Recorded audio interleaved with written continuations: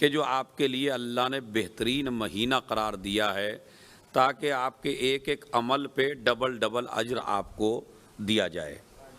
تو یہ 2 مہینے آپ کی ٹریننگ کے مہینے ہیں، یعنی آپ کو آمادہ کیا جا رہا ہے۔ جس طرح سپاہی جب بنایا جاتا ہے تو سپاہی بننے سے پہلے ٹریننگ دی جاتی ہے، تو اسی طرح آپ کو اللہ تعالیٰ کا مہمان چونکہ بننا ہے نا، رمضان مبارک میں بندہ اللہ کا مہمان ہوتا ہے، یہ روایت میں موجود ہے۔ تو آپ چونکہ 11 مہینوں میں آپ کھاتے اسی کے دسترخوان پہ ہیں، لیکن اس کے باوجود وہ 1 مہینے میں کہتا ہے کہ تم میرے مہمان ہو۔ تو آپ سے اندازہ لگائیے کہ جب بندہ اللہ کا مہمان ہوتا ہے تو اس مہمان بننے کے لیے جس تقدس کی ضرورت ہے، جس پاکیزگی کی ضرورت ہے، جس اخلاق کی ضرورت ہے، وہ اخلاق اور وہ عبادت کے طریقے اور وہ عبادت کا وزن اور وہ عبادت آپ جو ہیں وہ اس مبارک مہینے میں کریے کہ جسے ہم رجب المرجب اور شعبان المعظم کہتے ہیں۔ اسی لیے حدیثوں میں آیا ہے شعبان المطہر،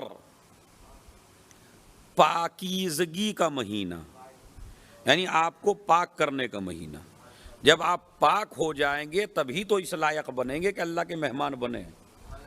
تو لہذا اللہ آپ کو اپنا مہمان بنانے سے پہلے یہ 2 مہینوں میں آپ کو ٹریننگ دی جا رہی ہے، ایک رجب میں اور ایک شعبان میں۔ اور اس مہینے کی عظمت کے کیا کہنے، اب آپ توجہ دیجئے، تمہید کی منزلیں ختم ہو گئی کہ اس مہینے کی عظمت کے کیا کہنے کہ جس نبی سے جو چیز بھی منسوب ہو جائے وہی قابل احترام ہو جائے۔ گلیاں اگر نبی سے منسوب ہو جائیں تو گلیاں قابل احترام، ذروں پہ اگر قدم آ جائیں تو ذرے قابل احترام، ایک چادر اوڑھ لیں تو چادر قابل احترام، ایک کملی اوڑھ لیں تو یا ایھا المدثر یا ایھا المزمل طٰہٰ یاسین لا اقسم بہذا البلد وانت حل بہذا البلد۔ جس شہر میں رہے وہ شہر قابل احترام، جن گلیوں میں چلے وہ گلیاں قابل احترام، جو کپڑا پہن لیا وہ کپڑا قابل احترام، جس جگہ قدم رکھ دیا وہ جگہ قابل احترام۔ تو آپ یہ دیکھیں جو چیز بھی تمہارے نبی سے منسوب ہوتی چلی جائے گی وہی چیز مبارک بنتی چلی جائے گی۔ تو پھر وہ مہینہ کتنا قابل احترام ہے کہ جسے نبی کہیں کہ شعبان میرا مہینہ ہے، شعبان میرا مہینہ ہے، شعبان شہری، شعبان میرا مہینہ ہے۔ اب جس کو مجھ سے پیار ہے اسے اس میں عبادت کرنی پڑے گی۔ اگر نبی سے پیار ہے، اگر رسول سے پیار ہے، اگر اپنے آقا و مولا سے پیار ہے، اگر سرکار مدینہ سے پیار ہے تو آپ کو اس نسبت کا خیال کرنا پڑے گا، اور وہ نسبت یہ ہے کہ شعبان میرا، بولیے شعبان میرا مہینہ۔ اتنا تو ماشاءاللہ عربی صاحب واقف ہے، شعبان شہری، شعبان میرا مہینہ ہے۔ تو یعنی اس مہینے کا احترام آپ 2 وجہ سے کریں گے، ایک اللہ کی عبادت کر کے کریں گے، اور ذہن میں یہ رکھیں گے کہ ہمیں اس مہینے میں رسول اللہ سے سب سے زیادہ قریب ہونا ہے۔ اچھا کمال کا مسئلہ تو دیکھیے، رجب میں علی کی ولادت کو رکھ دیا تاکہ رجب میں علی سے قریب ہو جاؤ تو علی ولی اللہ کہو، شعبان رسول سے منسوب کر دیا تاکہ عمل کر کے رسول سے قریب ہو جاؤ تو محمد الرسول اللہ کہو، رمضان کو اللہ نے نسبت دی شہر اللہ، یہ اللہ کا مہینہ ہے۔ تو اب یہ بتائیے یہ تینوں مہینے کلمے کو کمپلیٹ کرتے ہیں یا نہیں؟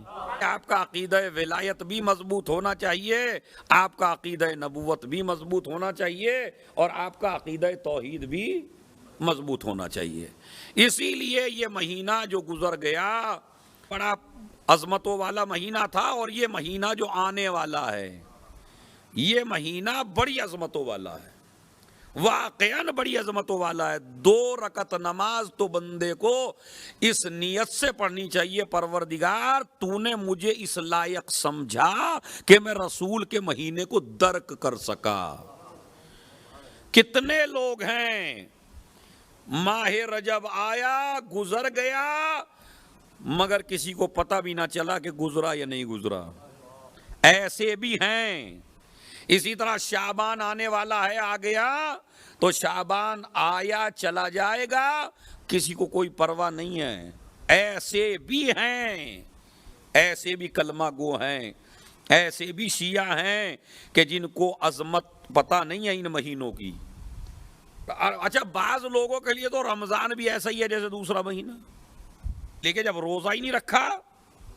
ابھی میں ایک چیز دیکھ رہا تھا، کسی نے یوٹیوب پہ ڈالی تھی کہ ایک سے پوچھا کسی نے کہ بھائی روزہ رکھو گے رمضان مبارک میں؟ نہیں بھائی بڑا گرمی کا مہینہ ہے اور بڑا عجیب مہینہ ہے، وہ آپ نے بھی دیکھی ہوگی، سب کی دیکھی ہوئی ہے، وہ بڑا عجیب مہینہ ہے۔ ان سے کہا افطار کرو گے؟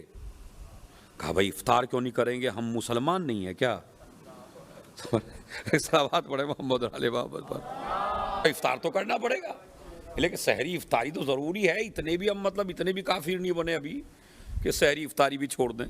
تو مسئلہ یہ طے ہے کہ بھائی یہ خوش نصیبی ہے، یہ جو آپ آ رہے ہیں، بیٹھ رہے ہیں، سن رہے ہیں، جو اعمال بتائے جا رہے ہیں ان پر عمل کر رہے ہیں، تو یہ سمجھ لیجئے یہ اللہ کی طرف سے آپ کو توفیق ہے۔ واقعاً شکر خدا کیجئے، جس بندے کو عبادت کی توفیق مل جائے اسے اللہ کا شکریہ ادا کرنا چاہیے، اس لیے کہ ہزاروں ایسے ہیں کہ جن کے ذہن میں عبادت کا تصور بھی نہیں آتا، تو وہ بھی تو انسان ہے نا، وہ بھی اللہ ہی کے پیدا کیے ہوئے ہیں، ان کے ذہن میں ان کے تصور میں بھی نہیں ہے، اور آپ عبادت بھی کر رہے ہیں، آپ جو ہے اعمال بھی کر رہے ہیں، آپ دیکھ بھی رہے ہیں اللہ رسول کیا چاہتے ہیں، تو یہ بتائیے یہ دی ہوئی توفیق ہے یا نہیں؟ میں ایک جملہ کہتا ہوں ماشاءاللہ اس جملے کی قدر کریں گے، اگر آپ کو پروردگار اربوں خربوں کا مالک بنا دے، آپ کو توفیق عبادت نہ دے تو یہ خربوں کی دولت بیکار ہے۔ مین مسئلہ ہے آپ کو عبادت کی توفیق ہے یا نہیں۔ ہر دولت مند حاجی نہیں بنتا، ہر دولت مند زائر حسین نہیں بنتا، اور فقیر حج بھی کر لیتے ہیں اور وہاں اس دروازے پہ پہنچ جاتے ہیں، کیوں؟ اس لیے کہ جب نیت صحیح ہوتی ہے تو ادھر سے توفیق ہوتی ہے۔ اب ہمیں یہ شکر خدا کرنا چاہیے کہ ہمیں یہ توفیق ہے کہ ہم جو ہیں وہ اللہ کی عبادت کر رہے ہیں اور ان مہینوں میں زندگی گزار رہے ہیں۔ شعبان کے ڈکشنری میں کئی معنی ہیں، یعنی شعبان کو شعبان کیوں کہتے ہیں، اس کا ریزن کیا ہے، اس کی وجہ کیا ہے۔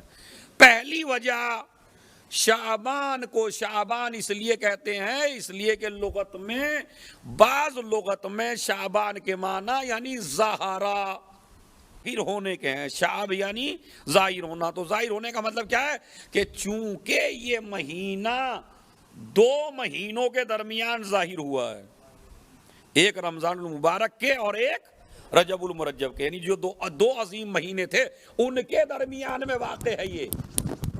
اچھا یہ بتائیے کلمے میں رسول اللہ کہاں پہ ہیں؟ بتائیے، لا الہ الا اللہ محمد علی ولی اللہ، یعنی رسول اللہ اسے کلمے کے اعتبار سے بھی درمیان میں اور مہینے کے اعتبار سے بھی درمیان میں۔ تو پہلے تو یہ معنی ہے کہ چونکہ یہ واقع ہوا ہے رجب کے درمیان اور رمضان مبارک کے درمیان، اس لیے اس کو شعبان کہتے ہیں۔ دوسری وجہ اس کی ہے شعبان بنا ہے تتشعب کا مطلب ہوتا ہے جیسے شعوبم و قبائل، فرقوں کو بھی کہا جاتا ہے، یعنی یہ جو شعبان کو شعبان اس لیے کہتے ہیں اس لیے کہ عرب اس مہینے میں متفرق ہو جایا کرتے تھے اور پانی کی تلاش میں نکلا کرتے تھے، پانی کی تلاش میں عرب نکلا کرتے تھے اس مہینے کے اندر، تو اس لیے اس کو کہا جاتا ہے کیا؟ شعبان۔ دوسرے معنی اس کے ہیں، تیسرے معنی شعبان کے، میں ساری ڈکشنری کے معنی بتا رہا ہوں کو، شعبان کے تیسرے معنی سنیے کیا ہے، کہتے تشعب فیہ ارزاق المومنین، اللہ اس مہینے میں اپنے بندوں کو مختلف طریقے کے رزق دیتا ہے، بندے کو اس مہینے میں اللہ کی طرف سے رزق ملتا ہے، رزق کی نعمتیں ملتی ہیں، ان کے لیے رزق مہیا کیا جاتا ہے اس مہینے میں، سمجھ رہے؟ چوتھی چیز کہا گیا نہیں، رزق نہیں، خیر کثیر۔ اس مہینے میں پروردگار عالم بندوں کو خیر کثیر کی توفیق عنایت فرماتا ہے، تو اس لیے اس کو شعبان کہا جاتا ہے۔ ایک سلوات۔ تو یہ چار چیزیں میں نے شعبان کے حوالے سے آپ کی خدمت میں بیان کی کہ کیوں شعبان کو شعبان کہا جاتا ہے۔ تو معصوم نے فرمایا کہ نعمت الہی کی وجہ سے، کہ اس میں زیادہ نعمتیں ملتی ہیں یا زیادہ خیر کرنے کی اللہ توفیق عنایت کرتا ہے، اس لیے اس کو شعبان کہتے ہیں۔ اور اس کے علاوہ نبی کریم صلی اللہ علیہ وآلہ وسلم نے ارشاد فرمایا،